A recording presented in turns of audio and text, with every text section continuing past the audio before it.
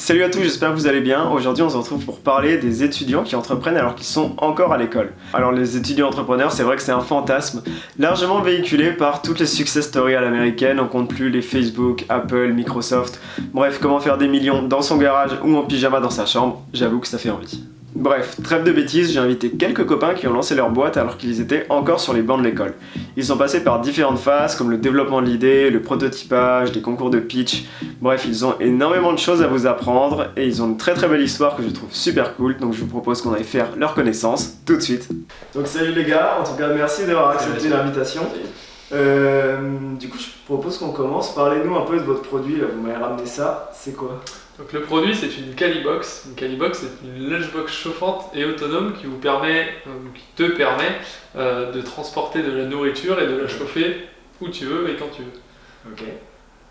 Et du coup, ça marche comment? C'est quoi? Ça s'ouvre? Est-ce que tu peux... Ça marche comment? Techniquement en fait tu as une batterie qui est intégrée au couvercle pour que le poids ne te dérange pas quand tu vas manger dans ta partie inférieure. Et à l'intérieur, donc tu as une partie tout en inox, et entre la partie en inox et la partie plastique, tu as ce qu'on appelle des résistances chauffantes, et alimentées par la batterie, elles ont pu chauffer la nourriture. Okay.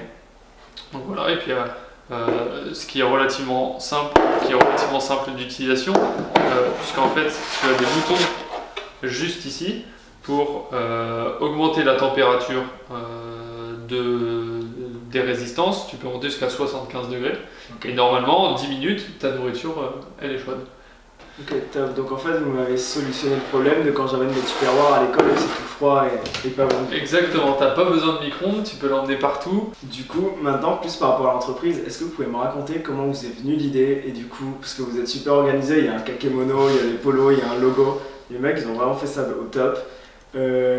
Comment vous êtes organisé du moment de l'idée jusqu'au lancement, le recrutement de la team, enfin tout ça? Alors en gros l'idée elle est née d'un truc très simple, c'est que le midi avec l'équipe on n'avait pas beaucoup de temps pour manger parce qu'on faisait beaucoup d'assauts et en fait on voulait pouvoir manger chaud et rapidement. Donc le problème c'est que souvent c'est soit des sandwichs ou soit de la salade et nous on voulait pouvoir réchauffer notre nourriture. Donc du coup c'est de là qu'est née l'idée Calibox. Du coup de pouvoir avoir une boîte chauffante qui pourrait nous permettre de chauffer notre propre nourriture où on veut, quand on veut, pendant une réunion, pendant une petite pause. Et donc voilà un peu comment c'est né. Ok. Et à partir de là, c'est vous deux qui avez eu l'idée, vous avez recruté d'autres personnes, comment ça s'est fait? Alors, parce que vous êtes 4 dans l'équipe, c'est ça? Oui, exactement. Donc on est 3 ingénieurs, donc, Antoine, Marin et moi. Et ensuite on a rajouté à l'équipe une étudiante qui s'appelle Sixtine et qui est étudiante en design. C'était tout l'aspect ergonomie, réflexion sur rendre un peu plus sexy cette petite boîte. Et parce que du coup nous on a apporté un peu plus l'aspect technique, tout ce qui est réflexion sur la température, les résistances, etc. C'était du coup un aspect technique que nous on pouvait apporter avec notre formation ingénieur. Par contre, tout ce qui est ergonomie, c'est vrai qu'on n'est pas forcément sensibilisé à ça et du coup, d'où l'idée de rajouter une étudiante en design. Et il y a eu un coup de boost à un moment dans votre projet, vous m'avez parlé des entrepreneuriales. Est-ce qu'on peut expliquer peut-être pour les gens qui ne connaissent pas de 1, qu'est-ce que c'est que les entrepreneuriales et de 2, un petit peu le rôle que cet événement a joué dans le développement de votre projet Oui, du coup, on a décidé de porter le projet au concours des entrepreneuriales. Donc, en fait, c'est un concours à l'échelle régionale, où du coup, il y a environ 66 projets qui candidatent à ce concours. Donc, nous, on a ramené notre projet.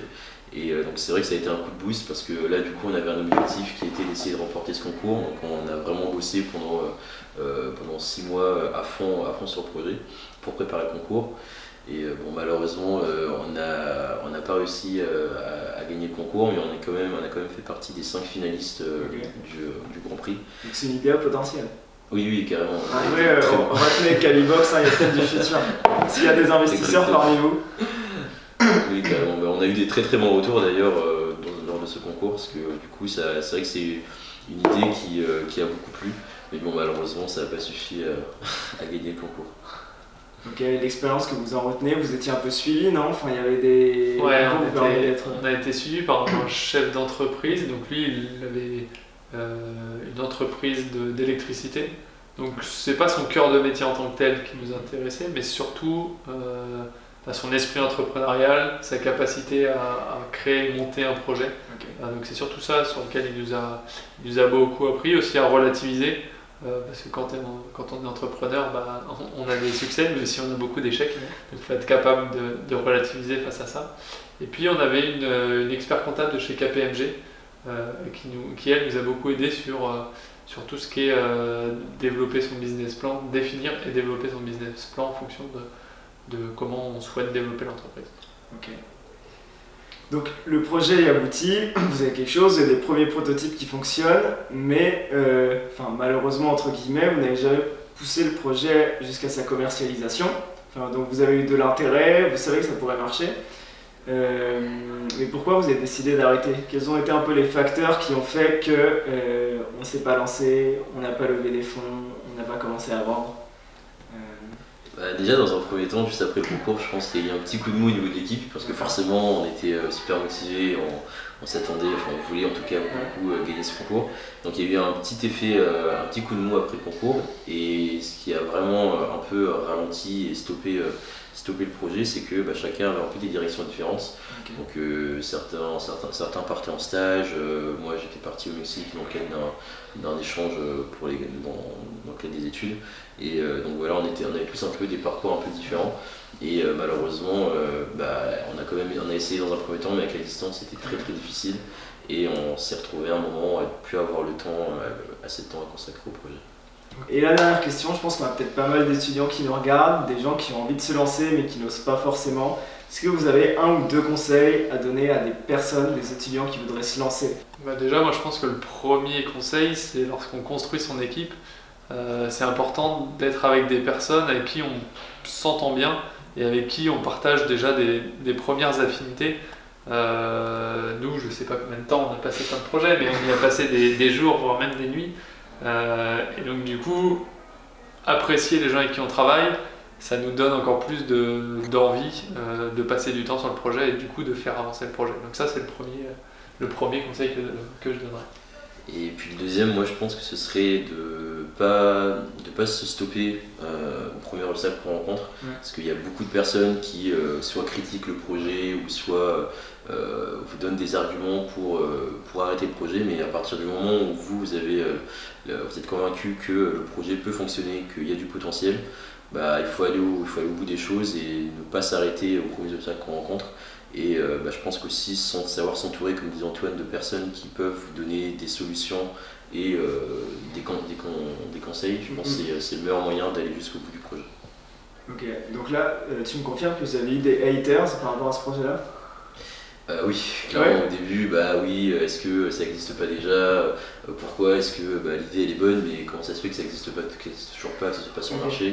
Donc il y a beaucoup de personnes qui sans même vraiment savoir comment ça fonctionne, trouvent mais ça marchera pas parce que. Donc du coup forcément il faut se poser, expliquer, et des fois ils comprennent pas. Il faut fermer un peu les oreilles à la critique. Fermer un peu les oreilles et se dire moi je sais que le projet marche, on a testé sur le marché, on a fait des tests techniques, c'est un projet qui peut fonctionner et j'en suis convaincu, donc je vais tout faire en sorte pour que ça marche. Faut être capable d'écouter aussi son environnement et ce que disent les gens.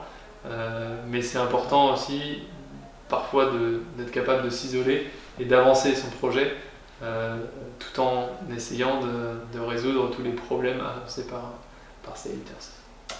Ok, top. Mais écoutez, merci beaucoup, je pense que vous avez répondu à pas mal de questions, c'était vraiment super chouette de vous avoir, de partager un petit peu l'expérience. Moi perso j'aime beaucoup votre projet, et si vous êtes là c'est parce que j'ai envie de vous forcer à reprendre, hein. Je pense qu'il y a beaucoup de potentiel, mais bon en tout cas voilà, je vous souhaite bon courage pour la suite, et puis à bientôt. Merci.